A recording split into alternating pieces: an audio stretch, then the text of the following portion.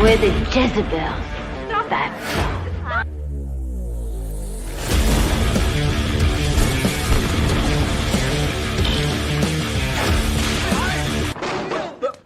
Here I come. I want you to get up right now, go to the window, open it, and stick your head out and yell, "I'm as mad as hell, and I'm not gonna take this anymore!"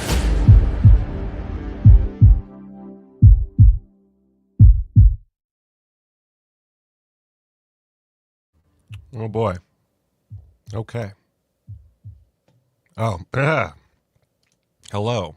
I just realized that I was playing the intro in a separate window while also playing it in this window. It doesn't matter. Welcome to Quadruple BN, Big Bloody Breaking Blu-ray News. I'm your host, Michael Keene. And today is a very special day, I guess, in so much as it is Cyber Monday.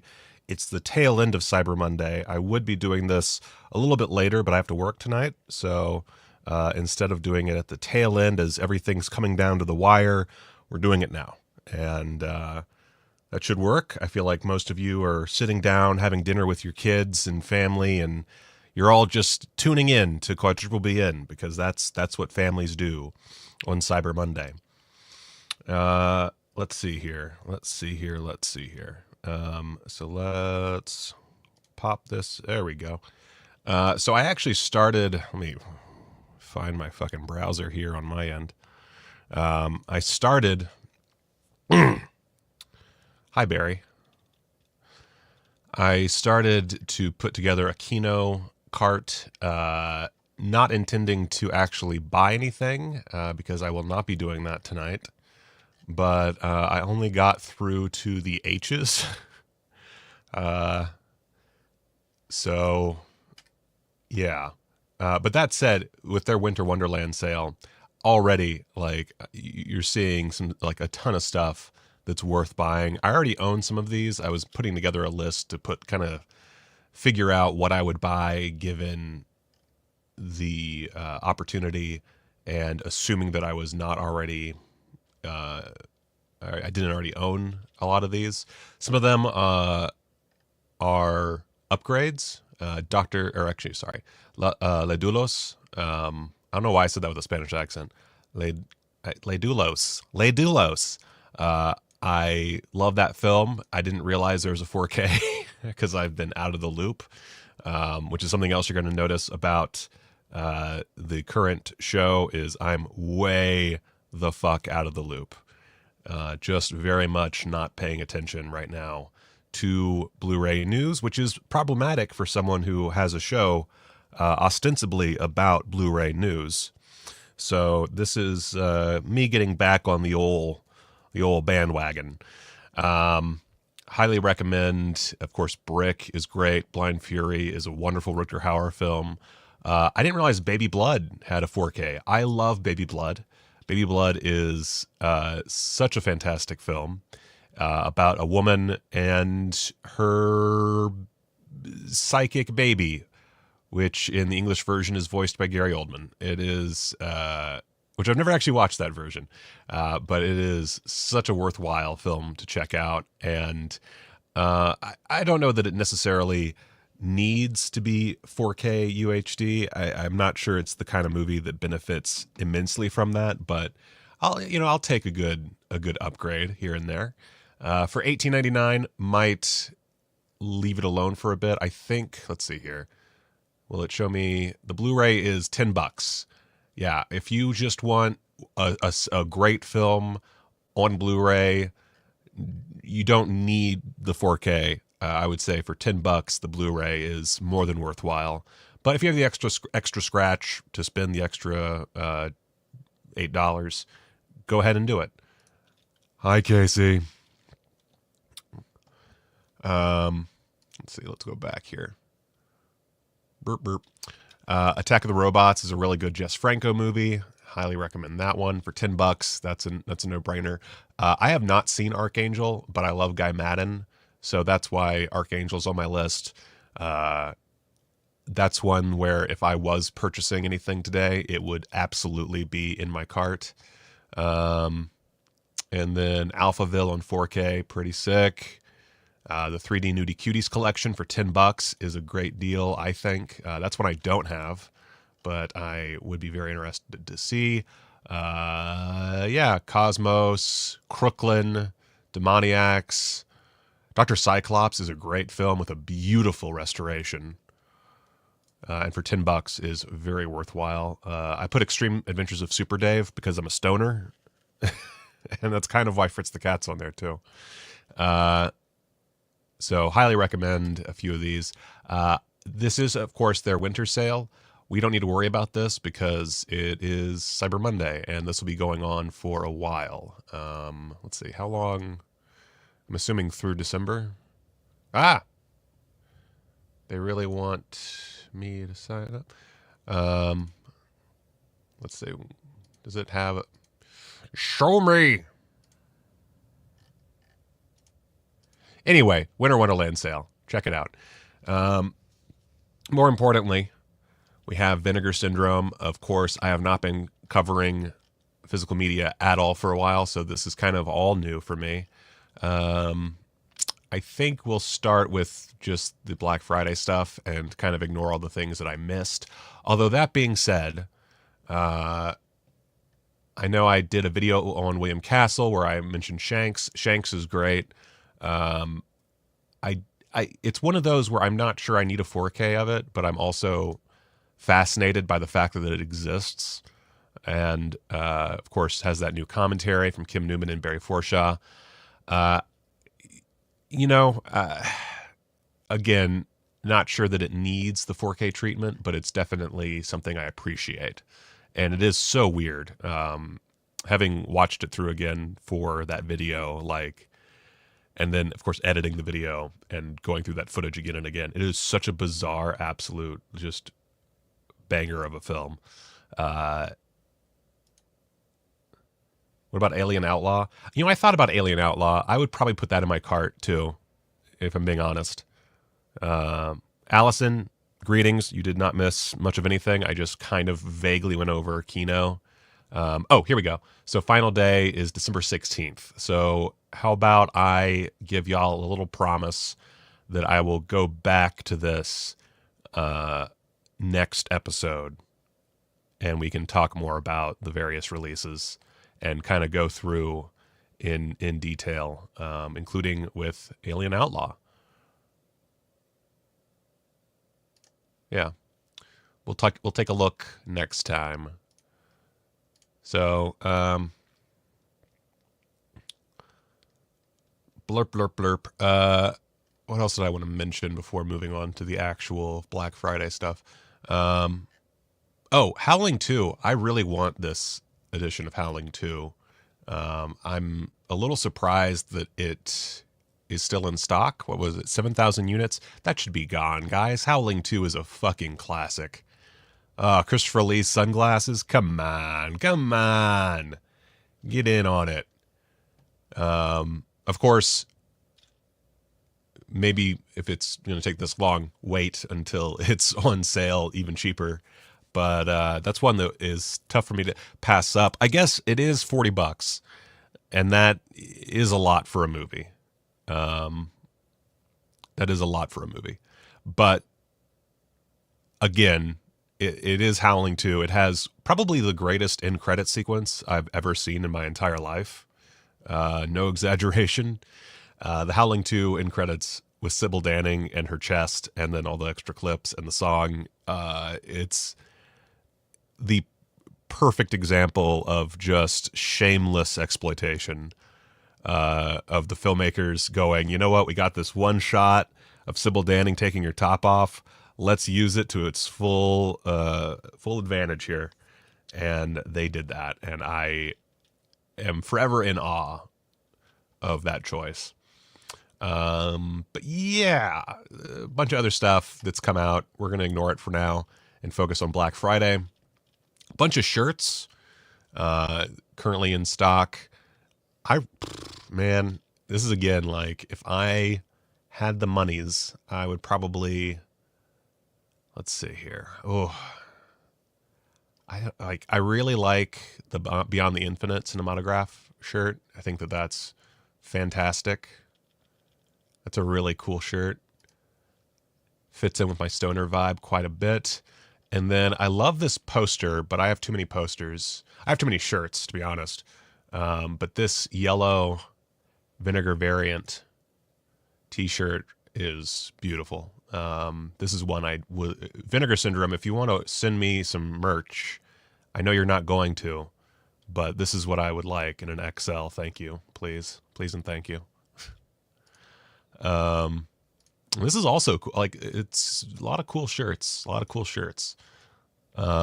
This one's not quite as neat, but I love the skull that's kind of got the film reel exposed beneath it. That's super legit. Super legit. But let's get to movies. Movies. Also they have the book, Looking for Mr. Goodbar. That's something, I suppose.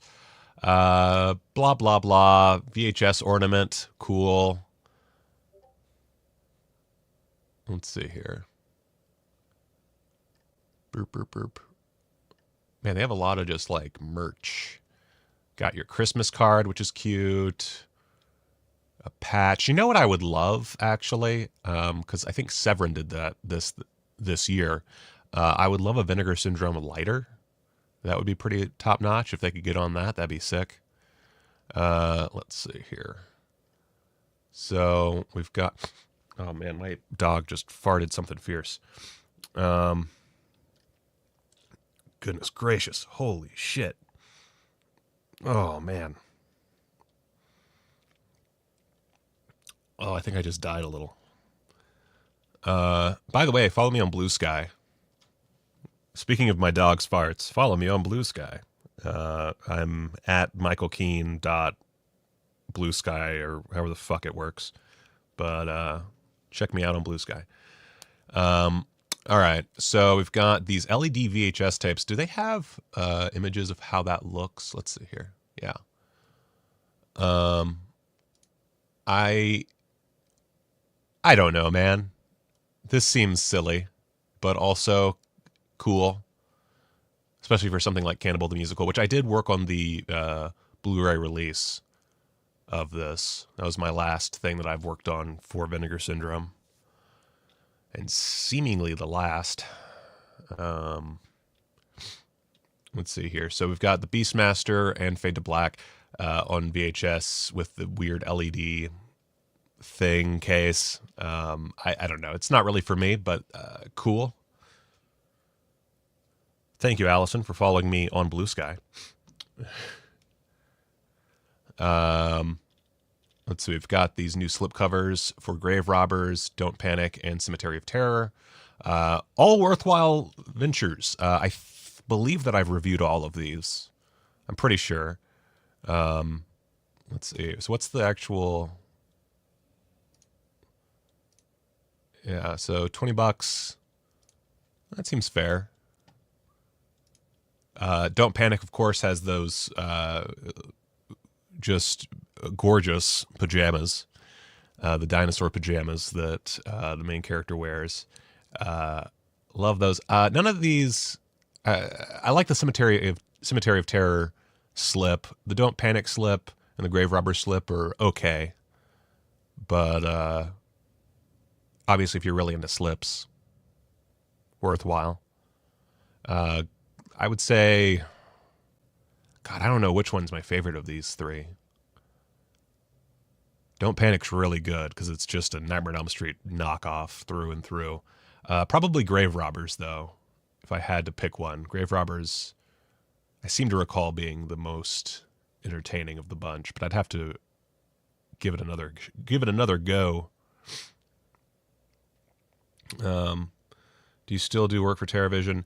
I do sometimes, yeah. Not a ton, but a little bit. I'm gonna be honest with you guys. One of the reasons I don't buy anything anymore is I cannot seem to make any money. I'm not getting a lot of offers for editing gigs, and I'm working 4 jobs, including the editing, and it's not really doing a whole lot for me. So That's my situation currently. Ron Sullivan, The Early Years. This is one that I really want to pick up. The Bizarre Ones, Lust Weekend, and Scorpio 70. I should have checked these before going through because I did not check for nudity and what have you. So this is me making a giant mistake right now. I love the box art for this.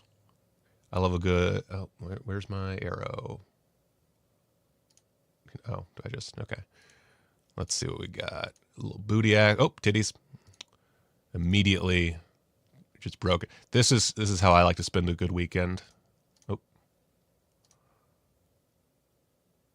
Fantastic.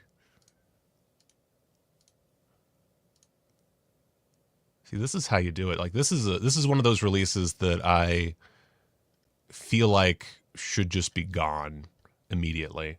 This is a partnership with Something Weird Video. I'll just give the description as is. We're gonna treat these like we've just discovered, like they've just what words am I trying to come up with right now?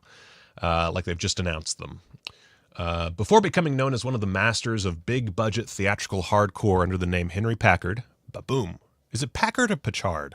I always say Packard, but I just realized that I've never heard it said out loud. Henry Pachard? Henry Packard? Oh boy.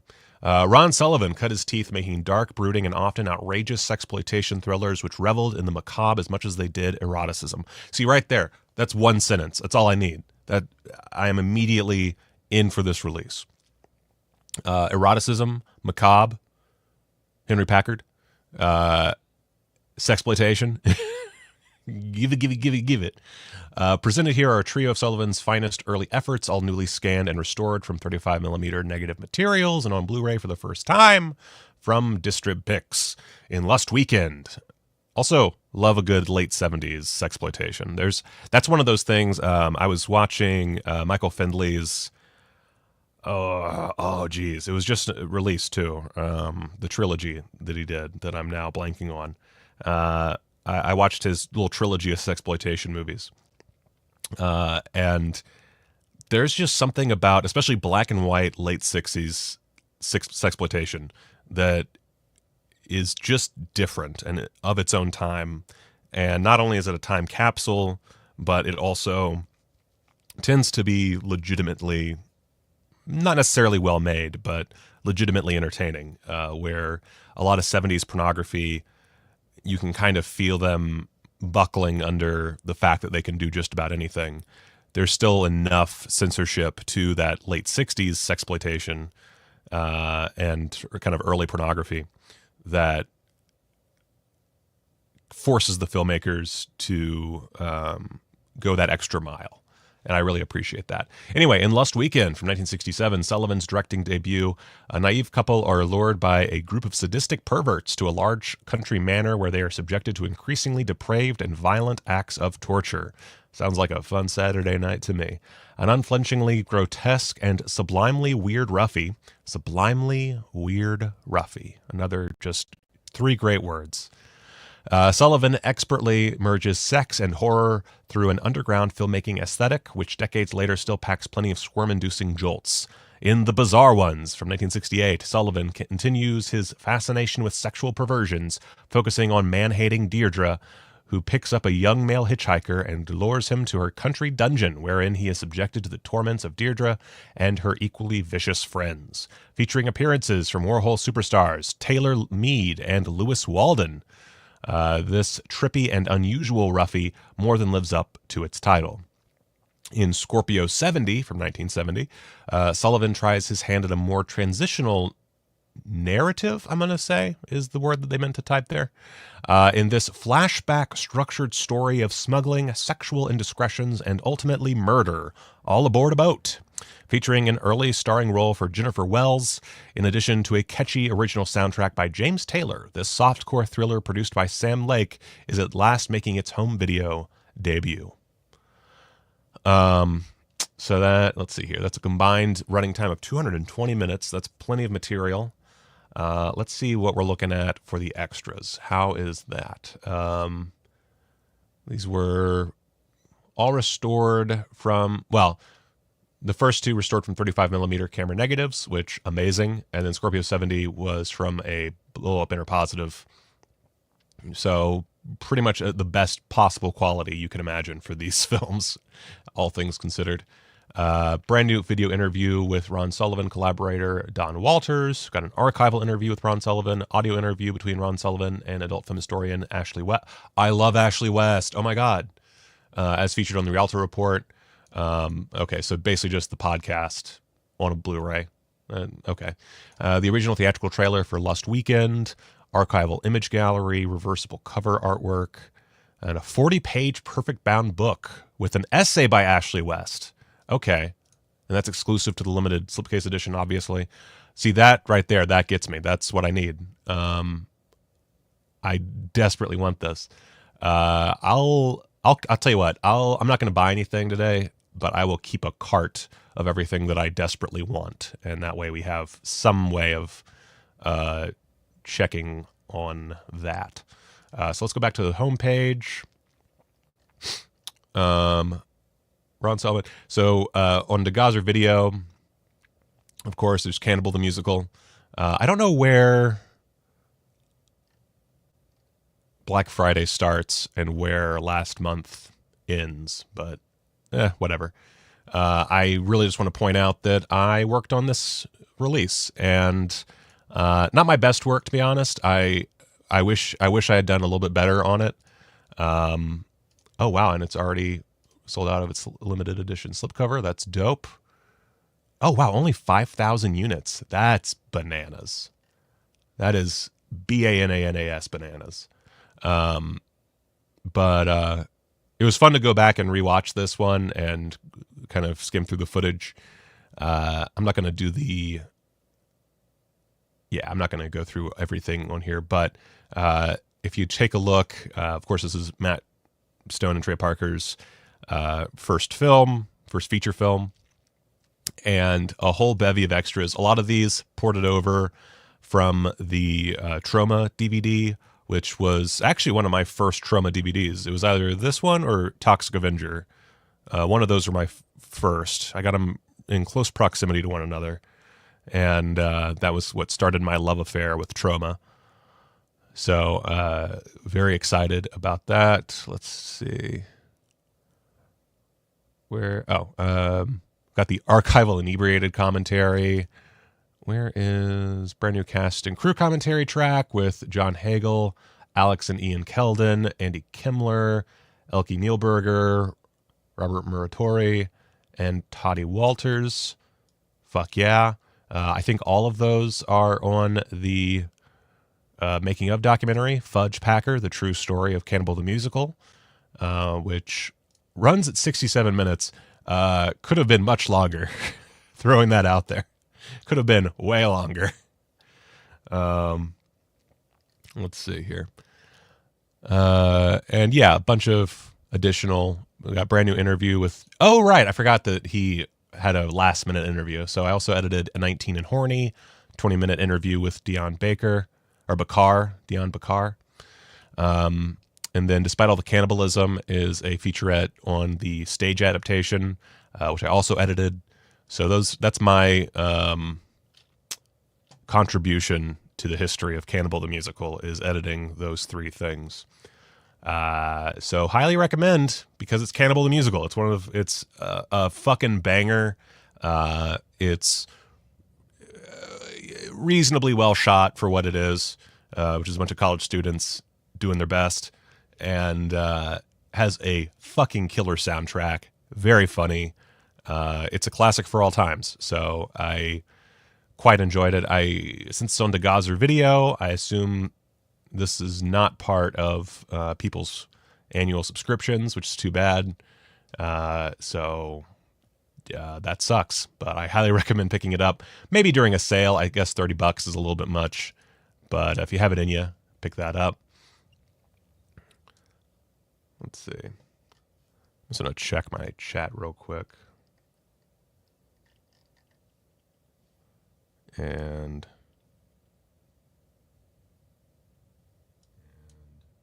cool. Just double checking, make sure everything's going well. Cool. All right. So Blackeyed Susan. Pretty sure this is another one that was released last month. Yeah, this is part of the Flash pre-order. Okay.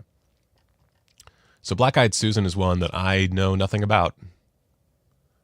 But it's Scooter McCrae.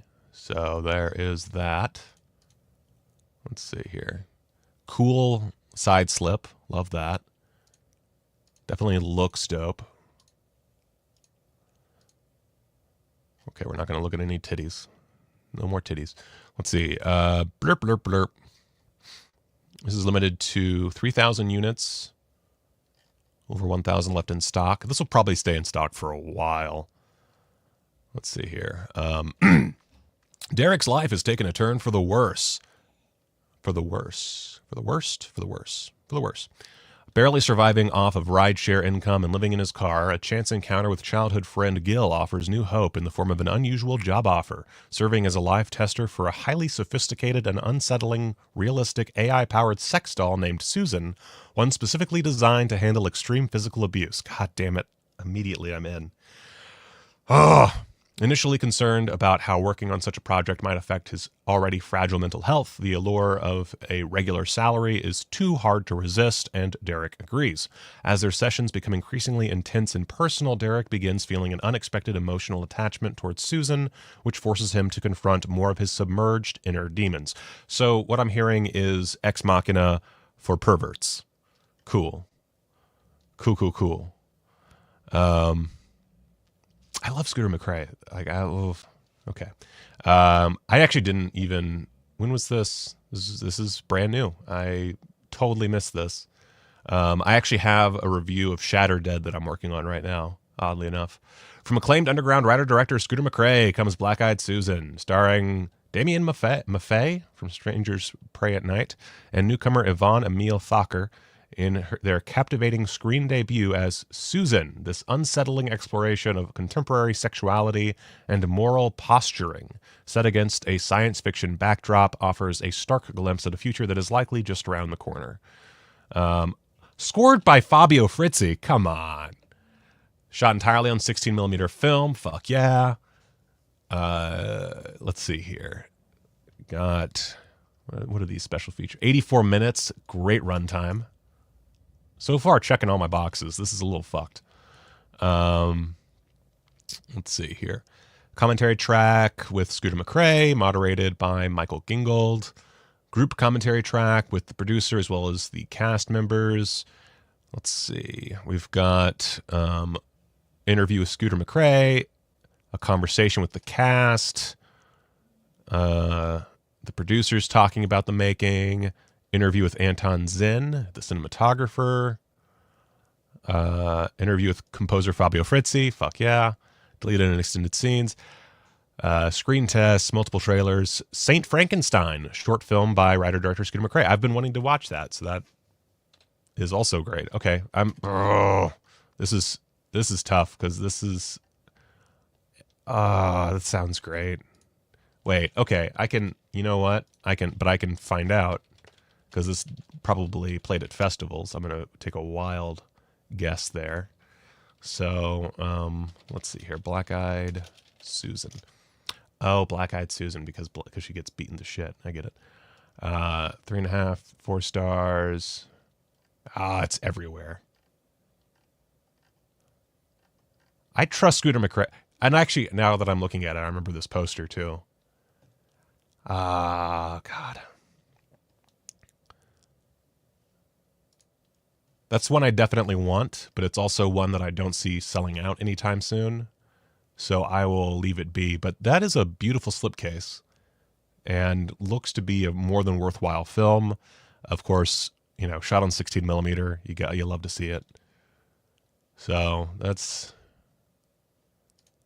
a tough one. But I'm going to say no for now. Who Killed Teddy Bear? This is one a lot of people have been waiting for to show up on Blu-ray for years now.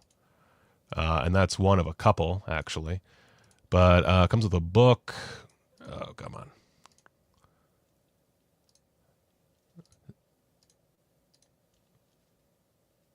Let's see here. Boop.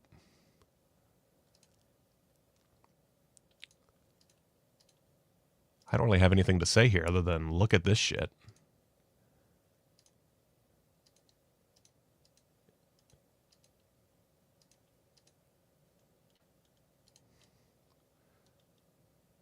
This is another one where I don't see it selling out anytime soon, especially with over 2,000 left in stock out of the 5,000 limited run. I don't know, of course, how much is actually left, but with over 2,000, we're on Cyber Monday. It's not going to sell out anytime soon, so this is one you could probably save for a sale. Maybe keep a close eye on it. Let's see here. Nora Drain, a Manhattan disco hostess, finds herself the victim of a stalker and obscene phone caller. Hello.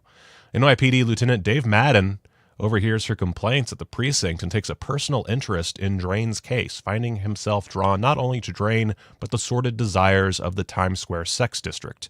As Drain begins to question the intentions of Madden, a sullen busboy at her workplace, Salminio, reveals himself as her stalker, putting her in a fight for her life on the streets of New York City. Directed by noted television and Broadway producer Joseph Cates and co-written by the Doom Patrol and Guardians of the Galaxy co-creator Arnold Drake, Who Killed Teddy Bear is a relentlessly tawdry time capsule of the mid-60s Times Square, evocatively shot on location in stark black and white by Joseph C. Brune. Peerlessly ahead of its time for 1965, Who Killed Teddy Bear was censored shortly after its original theatrical release and has since only been available on video in its edited version. All right. Cinematograph is proud to present the World Blu-ray and 4K UHD debut of Joseph Cates' seminal New York City thriller in its completely uncensored theatrical release version, adding back several minutes of never-on-video material newly restored from original 35mm negative materials. Which is insane. Like, what a time to be alive. I would not have expected that to be available to them. So the fact that it happened is amazing. Thank you, Barry, for following me on Blue Sky. Again, that is Michael Keane, at Michael Keane on Blue Sky. Let's see here. So it's a 2-disc set, new audio commentary with film historians Elizabeth Purcell and KJ Shepard, Jesus. The Murder of Innocence, a video essay by Chris O'Neill. Who Filmed Times Square, a featurette on the New York City locations of Who Killed Teddy Bear. Gallery of archival press clippings. New text essays by film historian John Charles and film critic Kyle Turner. One thing I would love for these kind of releases, and they don't have to go hardcore onto this, I know that it would be kind of not tedious, but it would be more of the same again and again. I would love to see like a little short featurette on the restoration process that Vinegar Syndrome does, and it literally could just be shots, like raw scans of the negative or whatever the elements are, raw scans, and then a wipe to show the difference, and maybe like some notes from whoever does the restoration about the challenges therein. Nothing too crazy, like 5 minutes is all I'm asking, if that would be great for this kind of release. Honestly, for every release, I would dig it, but that's one of the things that I find so fascinating about Vinegar Syndrome is their mission statement. And so to see more examples of that mission statement in process would be amazing. So the next up from Vinegar Syndrome Labs, Neither the Sea Nor the Sand. This is one that I've never even fucking heard of, to be honest. Like, straight up, no idea. Oh God, where is I can't find my thing. I can't find my thing. Let's see, is there anything? I mean, it looks like a restoration. I don't know what to tell you. Oh, it's right there. Okay. Yeah, nice and grainy, just the way you like it.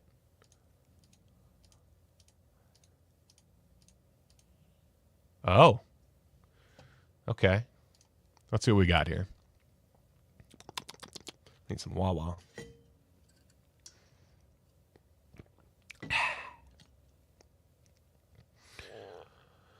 Seeking a respite from her deteriorating marriage, Anna is vacationing on the English Channel island of Jersey when, whilst walking along the shoreline one wintry afternoon, she encounters a mysterious and brooding younger man, Hugh.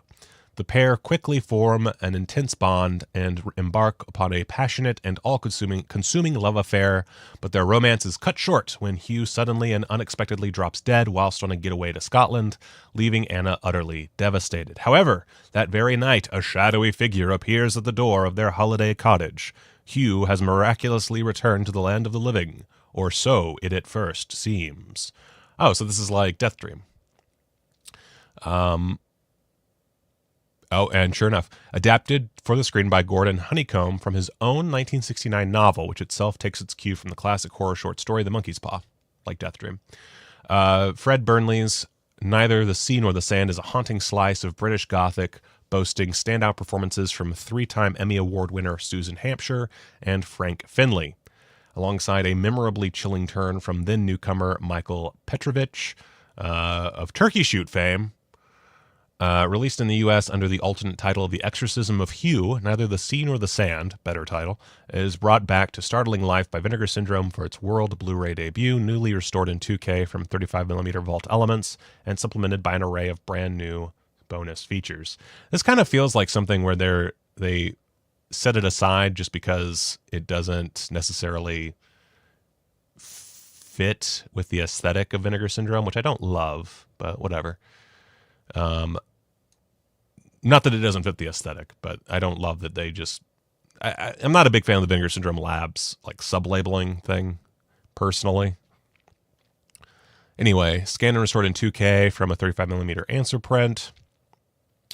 Commentary track with writers and film historians Jonathan Rigby and Kevin Leons.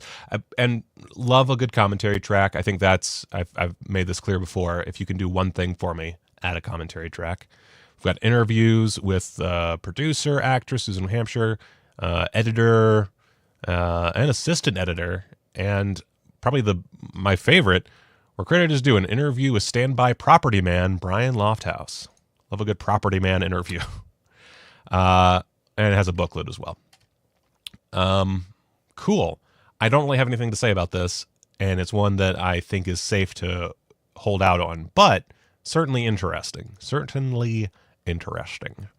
Women on the Run. Got some Hong Kong action, it looks like. Let's see. Boop, boop, boop. Corey Yoon. Oh. I don't think I've ever seen the interior of the Blu-ray case shot like this. This is new. Cool.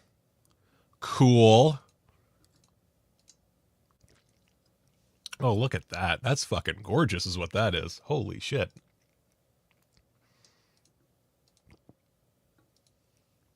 A lot of backlighting. Loving all the backlighting. A lot of canted angles. Ooh.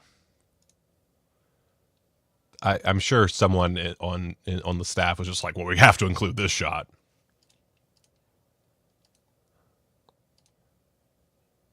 Nice. Oh, wow. Ooh, saucy. Love it. Okay. Beautiful looking Corey Yoon movie. A young woman named Yin dreams of leaving her modest village life for a chance to try to make it big as a martial arts movie star. Leaving for the big city with her boyfriend, life takes a turn for poor Yin when she soon finds herself addicted to drugs and being pimped out by her boyfriend. Boo. After a violent altercation forces Yin to flee to Hong Kong, it's not long before she ends up on the radar of the police. Without any other options, Yin makes a deal with the police to go undercover with one of their straight-laced female detectives, Hung, ironic name, in order to try and bring down a notorious drug dealer nicknamed King Kong. Victimized by the men in their lives, the two unlikely friends must team up to protect each other from the criminals out to get them and work together to get revenge on those who have betrayed them. You love to see feminism at work. Directed by frequent collaborators David Lai and Corey Yoon, the duo responsible for the Savior of the Soul films as well as the Transporter franchise.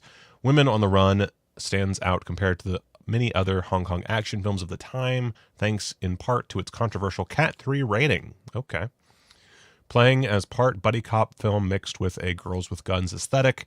Actually, a Corey Yuen movie with a Cat 3 rating immediately does intrigue me quite a bit. Women on the Run also takes heavy inspiration from the exploitation films of decades prior due to the sometimes shocking ordeals that the women must face before getting their revenge. Cool. Let's see. Here's our commentary. There is a commentary with Travis Woods. All right. Cool. And this was, let's see, scanned in 2K from its 35mm original camera negative. Fucking yeah. We got interviews with co-director David Lai, conversation with producer Sean Tam and production manager Michael Parker, video essay by film historian and author Sam Deegan, and a 16-page booklet. You really can't say too much against that. That's a nice little setup. Sorry, I'm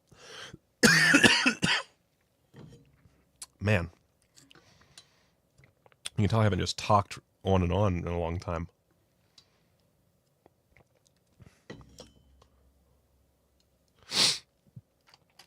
This is one I actually really want, so I will put this in my fake cart. All right, so the big five for Black Friday: Blood Tracks, Looking for Mr. Goodbar, Sliver, The Keep, and Congo. So I'm going to do something here. I'm going to not really talk about the ones that I don't give a shit about, and those are Sliver and Congo. I like Congo. I don't like it enough to spend $45 on a special edition. I am kind of curious about the slip art. The slip art is cute. I love, let me, boop. Love the Tim Curry right there. And I believe that's supposed to be Bruce Campbell's character, if I'm not mistaken. And yeah, I love the slipcover. I'd actually say I like the slipcover way more than the box cover. Let's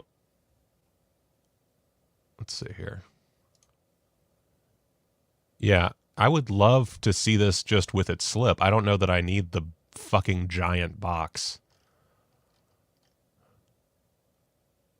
Yeah, I don't know. I appreciate the new documentary. I think that's pretty dope. Of course, there's the commentary track, but I don't know. I don't really care enough to talk about it in depth. And then Sliver, I've never even seen Sliver. It's one of those that's always existed in the periphery for me as the not quite Basic Instinct. And that's nothing necessarily even against it. I would like to see this version, as far as the, let's see, what is it? Is it, yep, OCN. I would love to see it in 4K from the OCN. I don't know that I need to spend much money on it though. How much is the standard edition? Even $35 is really a lot for me to watch Sliver. Stop eating my sesame cake.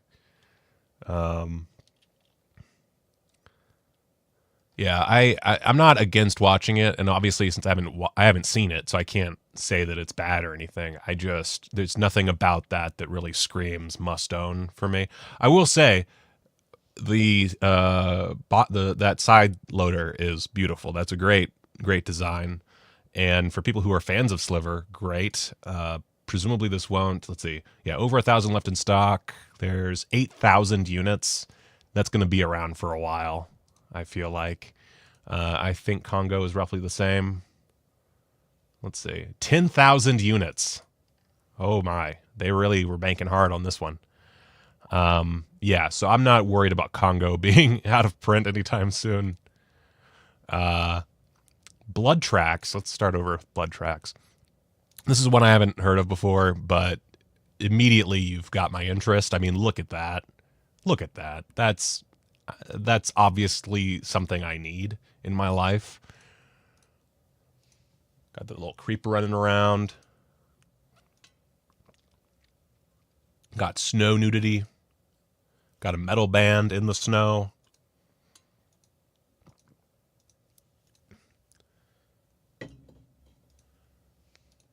blood and guts, lots of makeup, a helicopter. Fuck yeah. I'm in. Let's see what we got here. Heavy metal band Solid Gold are headed up into the snowy mountains to shoot their latest music video, accompanied by their crew and a host of scantily clad dancers. I mean... Oh, Italian Dan just mentioned that not only is Blood Tracks fun, there's like 18 kills. Fantastic. That...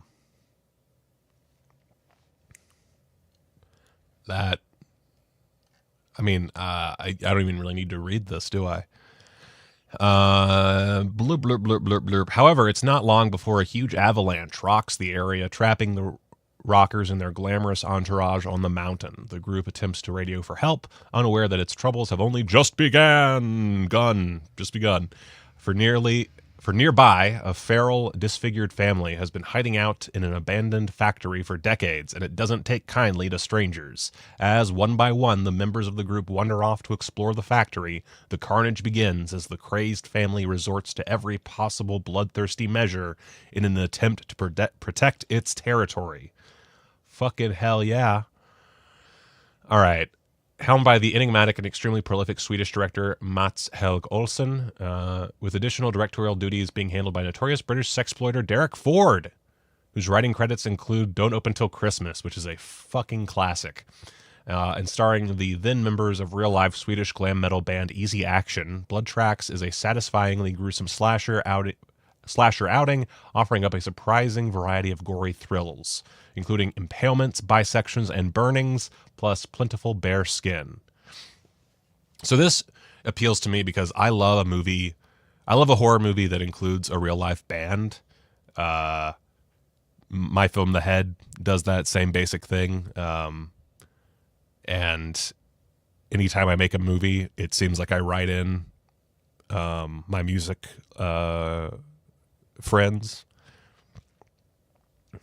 and I love that. I love the idea of rock band horror movies.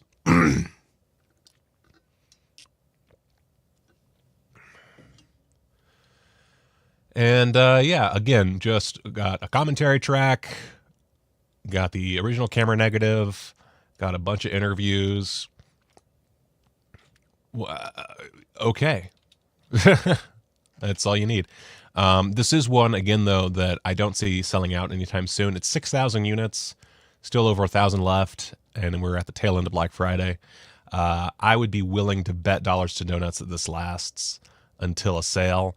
I guess there's a chance it would not, but I don't see... I see a lot of people skipping over this one, especially with The Keep and Looking for Mr. Goodbar. Speaking of Looking for Mr. Goodbar, how is this one not sold out yet? Because this is a movie that we've been waiting for on Blu-ray for a long time, really just on disc for a long time. And I mean, I don't know what to say other than holy shit, it's finally here. It's so weird to see it actually exist. Okay, that's one too many nipples. I'm not going to read the description of Looking for Mr. Goodbar. It's Looking for Mr. Goodbar. It's one of the holy grails of Blu-ray collectors. So I'm very confused by it still being in stock.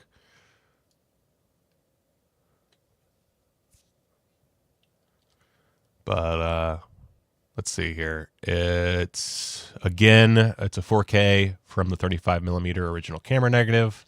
Amazing. Commentary track with filmmaker, film scholar Gillian Wallace Horvat. First comes The Word, Richard Brooks and the Making of Looking for Mr. Goodbar, a 23-minute interview with the author of Tough as Nails, The Life and Films of Richard Brooks. And we have a 1978 interview and a visual essay by Brent Cowley on the obscenity trial following the film's theatrical release in Utah, as well as a 40-page perfect bound book with essays. That's cool. And I'm going to say add to cart on that one as well, because that is that's a must-own. And then The Keep. The Keep's the big one. I'm not going to lie, a little bummed I missed out on the limited edition. This sold out really fast, about as fast as I would have expected looking for Mr. Goodbar to sell out, but also as fast as I would have expected this to sell out, because this is, I don't know, I'm pretty sure this was in one of my movies that need a Blu-ray videos. I can't really recall, but I'm pretty sure I included this one. And it's a film that for so long has been available in such shitty quality that I'm not sure I could actually tell you if it's any good or not. I quite enjoyed myself when I saw it, but it's insane to see it in like such clear quality. Desperately want to see it again in this quality. The standard edition is not going to sell out anytime soon. That's insane that 12,000 units sold. I actually, you know what? I thought there were fewer than 12,000 units. 12,000 units and sold out. Bananas. B-A-N-A-N-A-S, bananas. I'd be willing to bet if you are like me and you missed out, I think you'll be able to find this on eBay or in a Facebook group for relatively little money sooner rather than later, because there's no way that the secondhand market, I just can't imagine a world where this sells for like $100 a pop or something on the market. I feel like it's going to go down in price pretty fast, but I could be wrong about that. I think a lot of people are going to realize that they don't like the movie. So we'll see how that goes. I guess I'll do one more read through, and then we'll move on from all this business.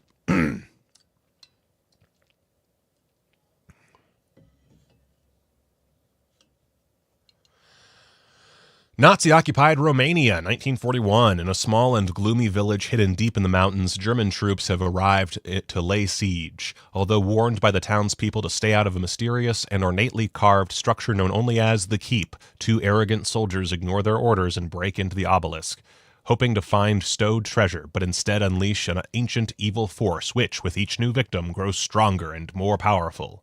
After suffering large casualties at its hands, Captain Klaus Worman is informed that the only person who might be capable of defeating this monstrous and demonic entity is an elderly Jewish historian named Dr. Theodor Kuza, who is being held captive with his daughter in a concentration camp.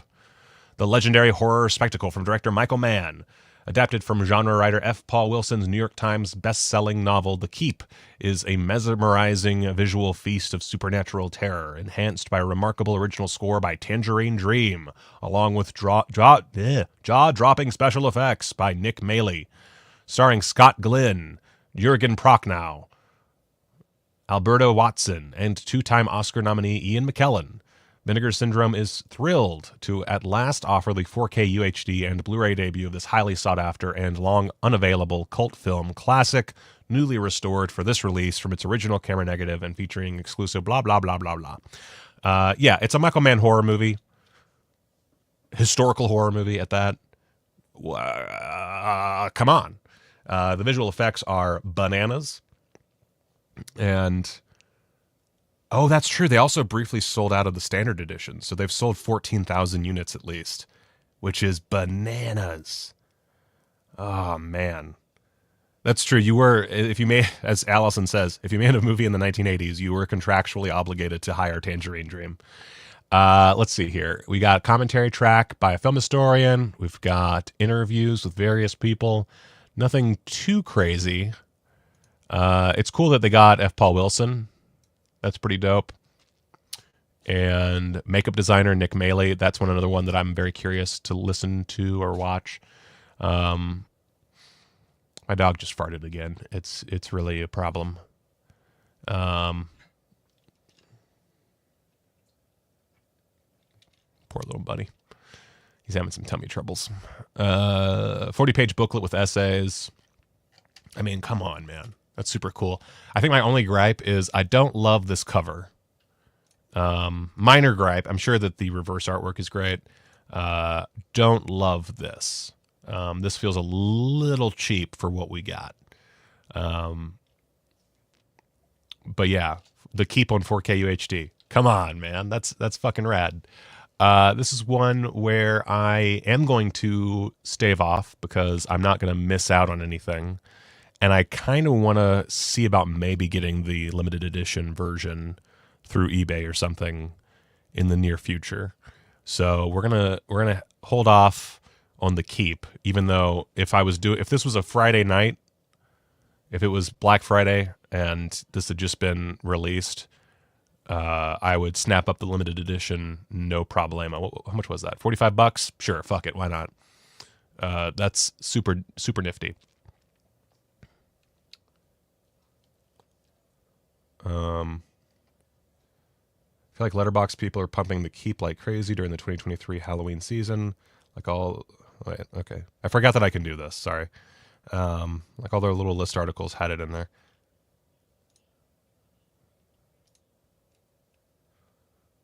Let's see.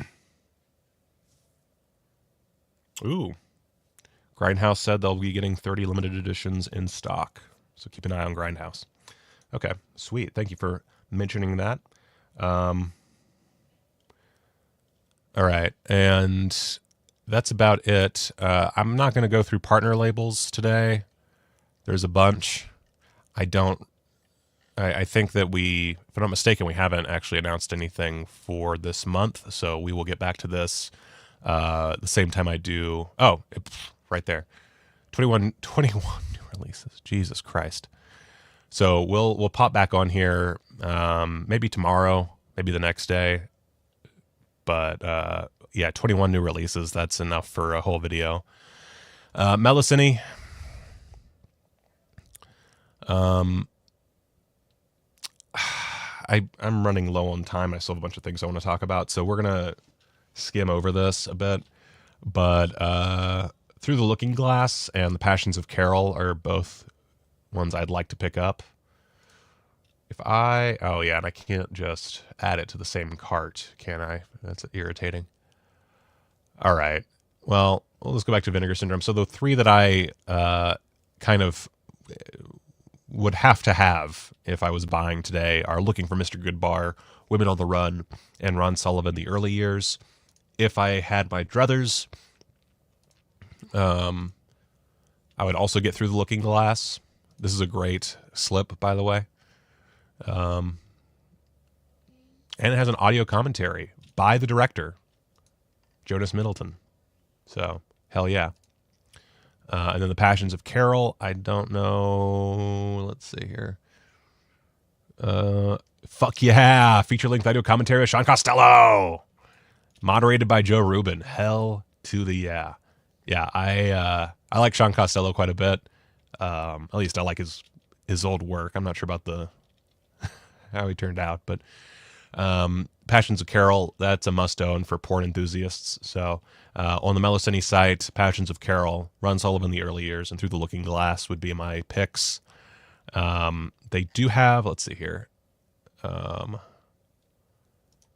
I just see everything that is on sale? No? Okay.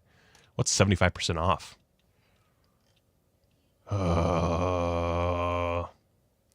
Mascara's great. High School Fantasies is really good for a soft core. Renee Bond was amazing. A Woman's Torment, must own. Love Woman's Torment. I did a review of Touch of Genie. Really good stuff. Memories within Miss Aggie. Is there? It still doesn't. I don't know if they redid a slip for that or not. Yeah, just the standard edition. Still worthwhile. Gerard Damiano.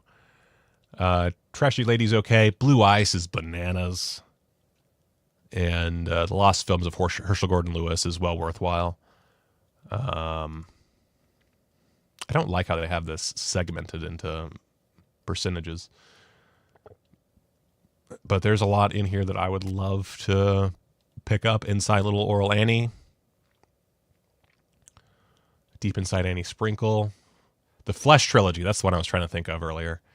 For $30, this is a great set. Highly recommend this one.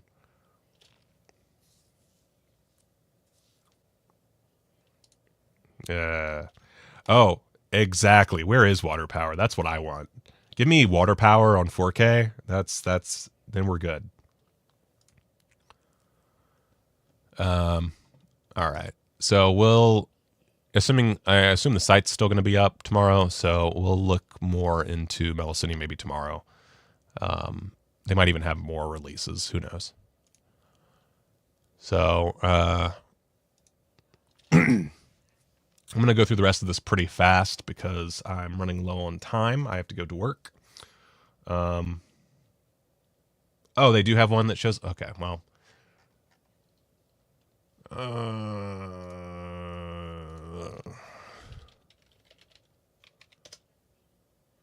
Oh, sure enough. Oh.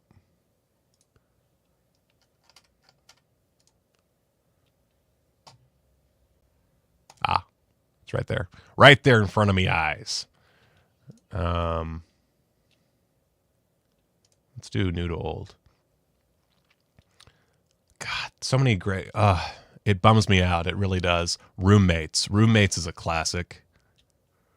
But I've talked about that before. A lot of these I've talked about, honestly, if I've seen them. There's plenty that I haven't seen that I just really would like to. But again, we'll talk more about this another day. Maybe next time that there's a big Melusine drop, we'll go back through the archives. I'll try and watch more porn. Oop-a-doop-a-doop. See what I can do. Anyway, Severn Films. They have their Black Friday bundles. Oh wait, let's just go with how about this? Let's just go with the movie bundle. The only one and this is very much a me thing. First off, I want to say Delicatessen, great film, highly recommend. Buy the movie, it's great. Great film. I still have not seen Antiviral because I'm a piece of shit, but it's cool that it's got a nice special release, yada, yada, yada. All I really care about, and my fans know exactly which one I'm going for, is Thong Girls. Jess Franco's Thong Girls. Look, I mean, it has everything. It has the sea. It has cool buildings. It has Lena Romay. It has titties. Like, everything you need in a movie. Let's see here. This 1983 production from writer-director Jess Franco can finally be experienced as one of his most surprising and heartfelt offerings of the decade. It's summer's end in the resort city of Benidorm, where seductive foreigners, conniving hustlers, gullible tourists, and insatiable celebrities all come together in a barbed confection that's part sunny comedy, part Nashville-style satire, and totally, unmistakably sexy Franco fun. Jess's partner and muse, Lena Romay, at her most luscious, she's always at her most something, and production manager, star Antonio Manns, fuck yeah, are joined by a cast of familiar faces from their 80s stock company, including Yves Leon, Muriel Montasi, Juan Soler, and Analia Ivars, in this unexpected delight from one of cinema's great individualists. It was taken from the OCN, fuck yeah. And we've got audio commentary with Francomania's John Dixon and William Morris. Cool. Just Franco's Naked City interview with Stephen Thrower. And In the Land of Franco, Part 11. Everything you need and more. Maybe not and more. They could have gone a little harder on this release, but they went as hard as they needed to. You gave me a Stephen Thrower interview. You gave me In the Land of Franco. You gave me a commentary. Boom, I'm good. Oh, God. I love Jess Franco, so this is one that I absolutely must own. The rest is fine. I don't really feel the need to dig into this too much. It's cool that Rat's Night of Terror has this UHD. Also, great slip. Like, that's beautiful. And certainly worth picking up. I don't know that I need it for $45. Some of these Blu-ray prices are a little much. Like $20 for Thong Girls, sure, 100% will do. Hell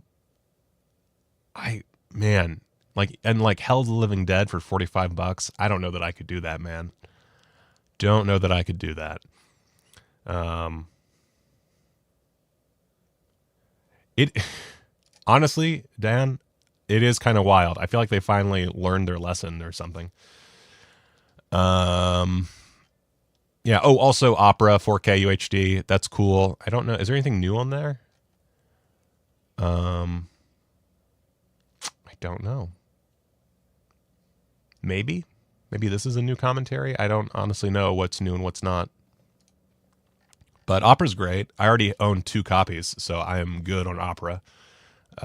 Do not need it on 4K, but it is a beautiful film, so highly recommend that for people who don't already own opera.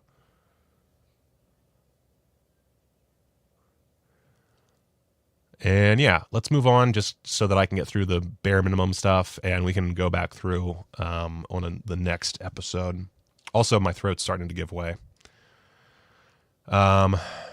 Coming soon from Criterion. I don't know that we really need to go over this right now. I'm really intrigued by King Lear. It's a Godard that I haven't seen, which is most Godard, honestly, but it's very similar to a concept that I had for a web series. So I'm curious to see that. A Sammo Hung movie on Criterion is bananas, Eastern Condors. Yeah, I mean, Performance is a great little film. Kronos. A lot of it seems like a lot of updates and what have you. Let's see here. Oh my God. Come on, phone. My phone's not picking up on my face.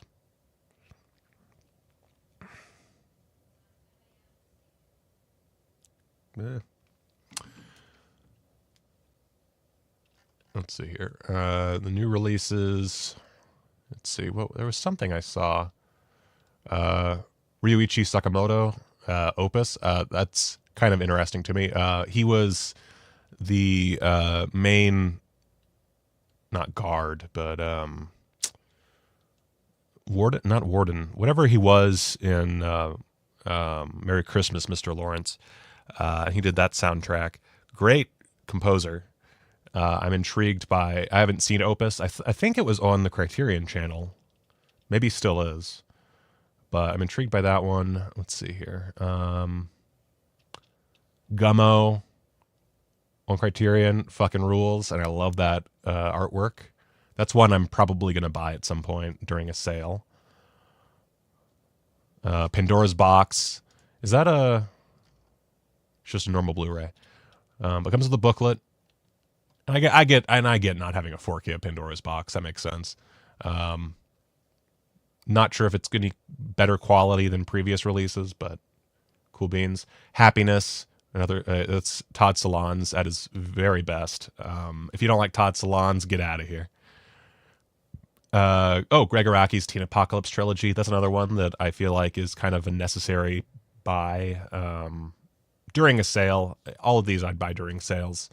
But yeah, the Greg Araki collection, Happiness, the Val Lewton set is interesting. I kind of would have preferred more movies if you're going to do a set, but cool.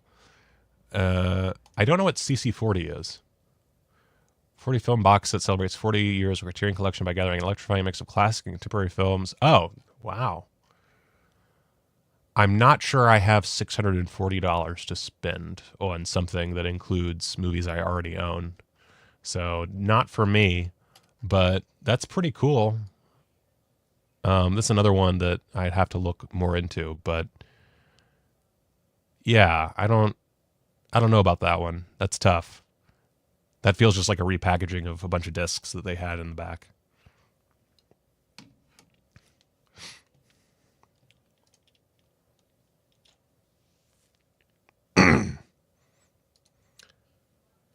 Oh, nothing much happening. Just looking at movies that I can't afford. This is cool, though. It's a cool thing for people with a lot of disposable income to put in their collection. Like, would I, if I had $640 to just lay down? Sure, fuck it. Why not? I would do it. Let's see. Oh, it's 440. Fuck. Okay. I need to be out of here by like 5. So, There's a 4K restoration of Umbrellas of Cherbourg. Let's see. That will be hitting theaters, select theaters, December 6th. And at some point we'll get a release. So we'll talk about that when it actually gets some form of physical release. Presumably a 4K with Criterion. Scream Factory announced a bunch of releases, including 4K Humanoids from the Deep. Don't need that. February 11th, we got Ghosts of Mars 4K. Don't need that.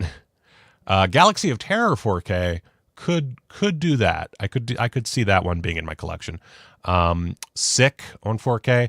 I actually really liked Sick. I don't know that it's a movie that stands out for its visuals, so I don't know that I need a 4K, but might be worth it. I thought that was a pretty solid little film, though. And Slam Dunk, I've heard great things about it. It's an anime, so I'm a bit blind.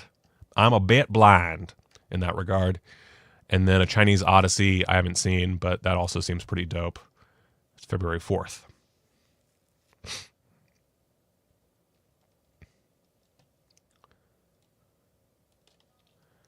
So yeah, Galaxy of Terror is the standout here. Easy. Let's see here. Constantine is getting a 4K on February 18th. No word on extras, if any, but it'd be really cool if they did, because it's a pretty solid movie. And the funny bit of news was that Imprint is releasing their own edition of The Keep. So if you didn't buy the limited edition and you still want something limited, then The Keep from Imprint, that is coming soon. They only say early next year, so we will see what happens there. But there is more than one option for The Keep, which is, again, bananas, because for the longest time this was just completely unavailable. Everybody wanted it, and now it's just out there. And that's one of the cool things about living in this time, I suppose. Not a lot of great things about this timeline, but the Blu-ray releases. Oh boy. I don't know why. I don't think I meant to click on the Two Jakes 4K. The Two Jakes is actually not that bad. I've only ever watched it stoned out of my gourd, so I can't say anything definitive, but I remember it being pretty entertaining. That's coming early next year from Kino. So expect it to be $1.45 on their website at some point. Arrow announced February releases, including Life Force on 4K and Texas Chainsaw 2 on 4K. Cruising on 4K, Alice Sweet Alice on 4K. A lot of 4K nonsense. I don't know. This all seems fine. Yeah, it all seems fine. I don't have anything to say about it. Lionsgate has a very special edition of The Conversation. I really want this. I don't usually go for the mainstream studio releases, but The Conversation fucking is amazing. That's my probably. I don't know that it's my favorite Coppola movie, but it's up there.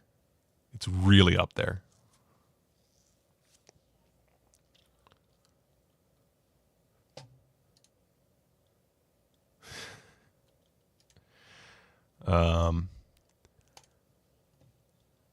So yeah, that's cool. And it's a 4K restoration. So there is that. Cool. And then finally, what's this? Oh, this is Mel listening again. Got to mention Teravision. Love Teravision. I've put out Revenge of the Radioactive Reporter on 4K UHD, and I think that's a baller fucking move, personally. If you look at the stills here, it looks like a lot of fun. I haven't seen this one, so I can't really tell you if it's a good movie or not, but it looks like a lot of fun. As far as blind buys go, this is one I would love to see. Hey guys, Brad, if you want to send me a review copy, I'll take it and I'll review it. I swear to fuck I will. Just send it my way. But what I wanted to bring up here is there's a bunch of movies from Teravision on sale for Black Friday. There's a few I recommend. Killing Spree is fantastic. Family Dinner is pretty good. I'm not sure that I need Family Dinner on Blu-ray, but It's pretty good. Killing Spree is fantastic, though. Killing Spree fucking rules. Highly recommend that one. Dreamstalker, which I totally missed they put that out. Let's see here. Escape from Hellhole is real good. One of the better women in prison movies I've seen. America's Deadliest Home Video, also highly recommend. And then The Head. You know, I hear it's a great film with a really cute director, and it's only $15. $15 for The Head, and I think you should all get Head tonight. That's what I say. Go get Head tonight. As far as the others here, let's see. Captives is pretty good. Didn't see Welcome to Hell. Get My Gun is surprisingly enjoyable, but it's shot in a way that might put people off. I would say watch a trailer maybe before buying that. Woodchipper Massacre is all right. Copperhead is actually really good. Copperhead's like a weird shot on video Southern Gothic movie about snakes, and contrary to popular belief, not a lot of snakes are killed in the movie. There are a few actual snake deaths. You can watch a version on this release that has the actual animal deaths cut out. But it's really not that big of a deal, and most of the snakes shot in the movie are already dead. Fun fact. Hell's Highway is great. Shrek is really good. Some Guy Who Kills People is pretty all right. Chocolate Strawberry Vanilla was very charming. And let's see here. And then we're getting into the soundtracks. I don't really know anything about the soundtracks. But a bunch of great stuff from Teravision, including an SOV classic, The Head. A modern SOV classic that you should all buy. It'd be really cool if I could start making money off of this. I mean, you should watch a good movie. Check it out.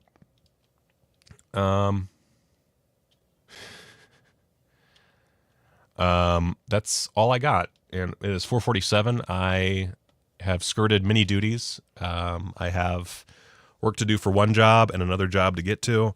So it's going to be a long evening for me. So that's going to be it for me. This is great. I should definitely go to work tired as balls.